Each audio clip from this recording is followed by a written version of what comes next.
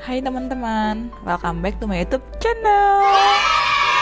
Di video kali ini, aku mau berbagi informasi nih buat teman-teman sekalian. Informasi apa ya? Kali ini aku mau berbagi informasi tentang vaksinasi COVID-19. Udah gak asing lagi kan buat teman-teman apa itu vaksin, khususnya vaksin COVID-19. Karena dari pemerintah sendiri udah mewajibkan kita semua untuk melakukan vaksinasi COVID-19.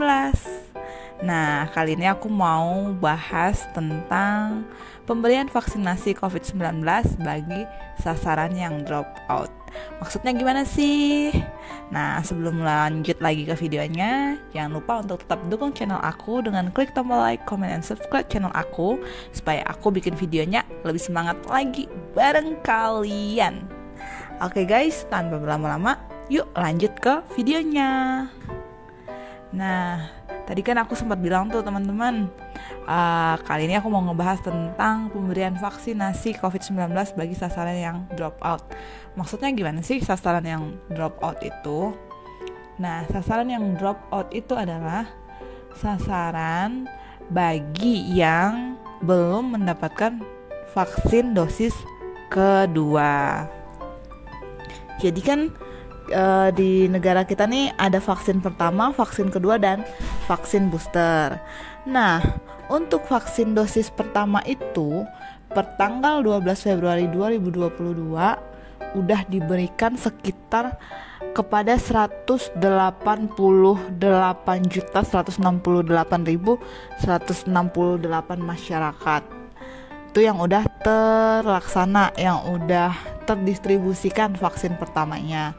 Sementara untuk vaksin kedua baru terdistribusi ke masyarakat sekitar 135.537.713 dosis yang udah tersalurkan nih, yang udah sampai ke masyarakat. Nah, itu kan ada selisih tuh, banyak selisihnya dari 188 juta ke 135 juta. Oleh karena itu, pemerintah ini berupaya untuk melengkapi dosis primer bagi yang belum mendapatkan dosis kedua. Jadi teman-teman yang udah mendapatkan vaksin pertama tapi belum mendapatkan vaksin kedua, nah pemerintah berusaha nih gimana caranya biar teman-teman sekalian yang belum dapat vaksin kedua segera mendapatkan vaksin yang kedua. Sehubungan dengan hal tersebut, nah kalau dulu kan teman-teman kalau vaksin pertamanya Sinovac, vaksin keduanya ya harus Sinovac begitu. Kalau vaksin pertamanya AstraZeneca, vaksin keduanya ya harus AstraZeneca. Tapi sehubungan dengan kurangnya pendistribusian vaksin dosis kedua, pemerintah membuat peraturan yang baru nih, bahwasannya per tanggal 11 Februari 2022 bagi sasaran yang mengalami dropout, maksudnya belum mendapatkan vaksin kedua dalam kurun waktu kurang dari 6 bulan, maka teman-teman boleh nih diperbolehkan mendapatkan vaksin kedua dengan platform yang berbeda sesuai dengan ketersediaan yang ada di daerah masing-masing nih, seperti yang tertera di sini ya teman-teman. Jadi kalau misalkan teman-teman vaksin pertamanya itu vaksin misalkan Sinovac, vaksin keduanya belum nih, sementara vaksin kedua itu di tempat teman-teman nggak tersedia yang Sinovac. Nah, teman-teman bisa nih pakai vaksin yang tersedia di tempat teman-teman. Misalkan tersedianya AstraZeneca, nah teman-teman bisa vaksin keduanya itu AstraZeneca, seperti itu. Nah, itu bagi yang vaksin pertamanya waktunya kurang dari 6 bulan ya untuk menuju ke vaksin yang kedua. Gimana bagi teman-teman yang udah lewat dari 6 bulan? Maka nih kalau teman-teman vaksin pertamanya udah lebih dari 6 bulan, maka teman-teman vaksin pertamanya tuh harus diulang nih, seperti yang disebutkan di sini. Bagi sasaran yang mengalami dropout dalam waktu lebih dari 6 bulan, maka vaksinasi primer atau vaksinasi pertamanya tuh harus diulang. Dan vaksinasinya dapat menggunakan platform yang berbeda dari vaksin semula. Jadi kalau teman-teman udah vaksin pertama misalkan lagi nih Sinovac gitu, dan lebih dari 6 bulan teman-teman belum mendapatkan vaksin kedua, teman-teman itu vaksin pertamanya diulang kembali dan boleh berbeda vaksinnya dari vaksin yang awal.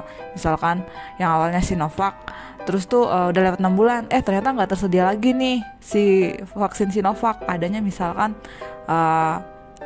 Moderna atau AstraZeneca, ya teman-teman bisa pakai yang tersedia seperti itu. Nah, poin yang ketiga, mengingat saat ini vaksin Sinovac yang didistribusikan jumlahnya terbatas dan diperuntukkan bagi sasaran anak usia 6-11 tahun, maka sasaran yang drop out dapat menggunakan vaksin dengan platform berbeda sesuai dengan yang tersedia untuk melengkapi dosis keduanya dengan mengutamakan vaksin yang memiliki masa ID terdekat. Oke ya teman-teman, jelas ya sampai di sini. Jadi buat teman-teman yang mau vaksin kedua tapi tidak tersedia vaksin yang sama dengan vaksin yang pertama, teman-teman nggak usah jadi ragu. Aduh, saya nggak dapat vaksin nih karena saya nggak bisa vaksin kedua nih karena nggak tersedia vaksin yang sama dengan vaksin saya yang pertama. Nah, kalau sekarang udah bisa nih teman-teman vaksin kedua dengan platform yang berbeda dengan vaksin yang pertama. Ini sungguh sangat memudahkan kita ya teman-teman. Jadi vaksin yang keduanya bisa terpenuhi tanpa harus menunggu jenis vaksin yang sama dengan vaksin yang pertama.